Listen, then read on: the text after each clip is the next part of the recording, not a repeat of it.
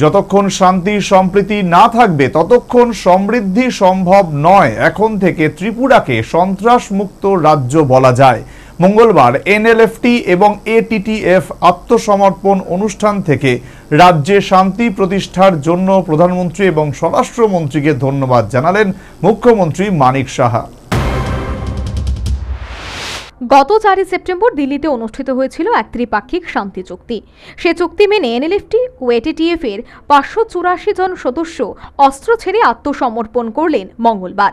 অনুষ্ঠানে উপস্থিত থেকে তাদের স্বাভাবিক জীবনে স্বাগত জানান মুখ্যমন্ত্রী মানিক সাহা।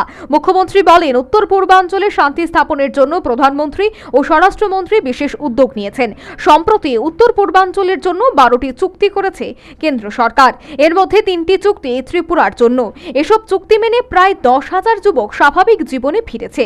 মুখ্যমন্ত্রী বলেন, শান্তি সম্প্রীতি ছাড়া সমৃদ্ধি সম্ভব নয়। মনে রাখতে হবে, হিংসা এবং উগ্রপন্থা নিয়ে সমস্যা সমাধান সম্ভব নয়। মঙ্গলবার এনএলএফটি এবং এটিটিএফ এর সদস্যরা আত্মসমর্পণ করায় ত্রিপুরাকে সন্ত্রাস মুক্ত বলা যায়। আমরা জানি যতক্ষণ ধরে শান্তি সম্প্রীতি এবং এখানে ট্রান্সপারেন্সি না থাকবে কখনোই আমাদের সমৃদ্ধি আসবে না। এবং এই যে 12টা আমাদের গুরুত্বপূর্ণ চুক্তি নর্থ ইস্টে হয়েছে,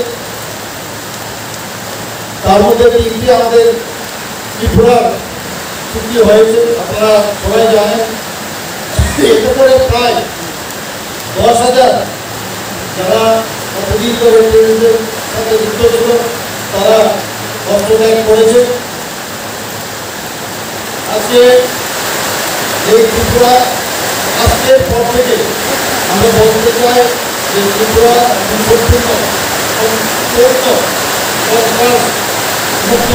অনুষ্ঠানে রাজ্য পুলিশের প্রধান অমিতাভ রঞ্জন বলেন, দিনটি ত্রিপুরা রাজ্য এবং ত্রিপুরা পুলিশের জন্য গর্বের দিন। রাজ্যের সমস্ত সশস্ত্র গোষ্ঠী স্বাভাবিক জীবনে ফিরে এসেছেন। রাজ্যের শান্তি বজায় রাখতে এখন থেকে মুখ্যমন্ত্রীর নেতৃত্বে একজোট হয়ে কাজ করতে হবে। सर, ये त्रिपुरा राज्य और त्रिपुरा पुलिस के लिए गर्व की बात है। इस राज्य के सभी सशस्त्र समूह समाज की मुख्य धारा में शामिल हो गए हैं। आज के समारोह के बाद राज्य में शांति बनाए रखने के लिए हम सभी की ओर से सामूहिक और एकजुट प्रयास होंगे। মঙ্গলবার এদিন 584 জন বৈরী সংগঠনের সদস্যদের আত্মসমর্পণের পর রাজ্যে আর কোনো বৈরী সংগঠনের অস্তিত্ব রইল না।